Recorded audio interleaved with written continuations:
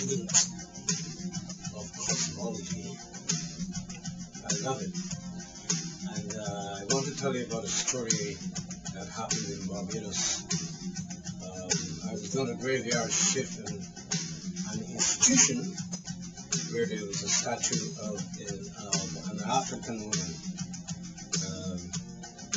It is said by someone that the statue was of a local woman who died, and I know that woman. She happened to be Lady Beverly, but I do not know if it was Lady Beverly, but certainly the statue did remind me of Lady Beverly. But I was heavily into the research of the African cosmology of the Igbo, the Yoruba, and the Mande. But I was reading the cosmology of all. And I used to look at the statue every night. And one night, it was maybe around midnight, early hours in the morning, I was walking by this statue. But before then, I had told two fellow workers to look at the statue and tell me if they had seen anything. One backed off and the other one looked at me. He said essentially what I was talking about. But as I said, one night, could be midnight, I don't remember. I got to work at 11 o'clock, graveyard shift. I was walking by and I looked at the statue. I came around, and as I was going out, I looked at the statue to the right of me, and I saw this eye just look around at me, and this woman with these nice eyes cut her eye at me. And I stood there waiting for more. And when I didn't get more, I walked around looking to see where this woman was. She had to be somewhere inside the statue or something like that, but I couldn't see. I was looking for this woman. This woman looked really good.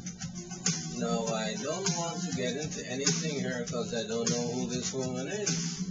But I'm saying this woman had some really nice eyes, and she just cut her eyes at me as though I was being rude, or if I had said something, a little naughty or something like that. That wasn't a nasty look.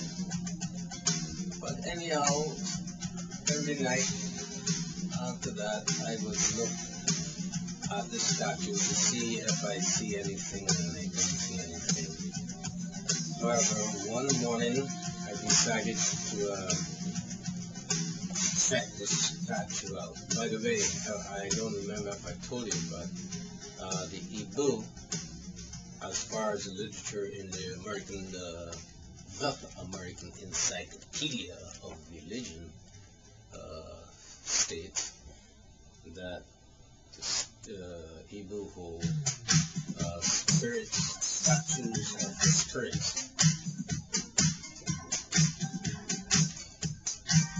For me, I know the ancestors are right because I'm about to tell you about one dawn. I decided to face the statue. So I didn't walk. In the beginning, I walked near it, but then I went through a room and I come back and circled and came in at 180 degrees. And I said, if you're in there, come out. There was a hall. This is a dancing hall, and I approached this woman. Now I know I've said before that when I saw her sitting, she was inside the statue. But no, in fact, I have written that when I saw her inside the statue, bittersweet, making game. When I saw her inside the statue is when I was walking around. When I approached her, she was actually sitting in front of the statue.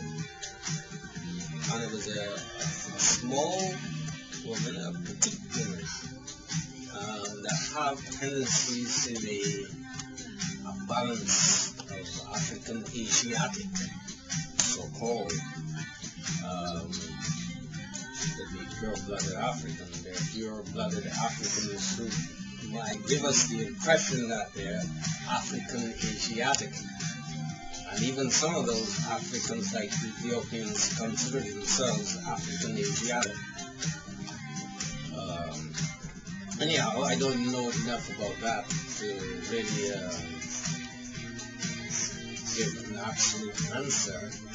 I hardly give absolute answers. So what I'm talking to you about here is very, very serious. Anyway, I came in at 180 degrees for this woman, or the statue rather, and I saw this little woman sitting there, and she was just looking to the side, and as I approached her, I decided to go to the left. They had a row of chairs, maybe, I don't know, maybe eight chairs, 12, facing the statue. And I went to the one on the furthest to the left, by the door of the dance hall of this institution. And I just looked at this woman in amazement. And she just casually turned around and looked at me and looked off. And she just kept looking with her head slightly tilted to the left, straight ahead. After she looked me in the eye. She appeared to be naked. She was in the clothes. I stared at her for a while. I didn't say anything to her, which I do regret. I do regret not trying to find out what was going on. And I got up and walked into the day. Now, it was done. It was kind of, it was on the dark side of the hall.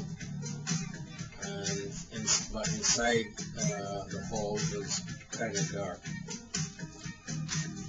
That's it. I just walked away. But it was, that spirit appeared to me as clear as day. And this is an institution where I've seen some a weird UFO. I went out to put up the flag one morning, and there was a UFO light, very bright light, standing just above the driveway, and another light came across, going up slightly, joined the light that was in the driveway, and that light continued to the heavens, and that light just stayed there. I just went and put up the flag and walked back. It was very, very thrilling. Very, very thrilling and exhilarating experience, but hey,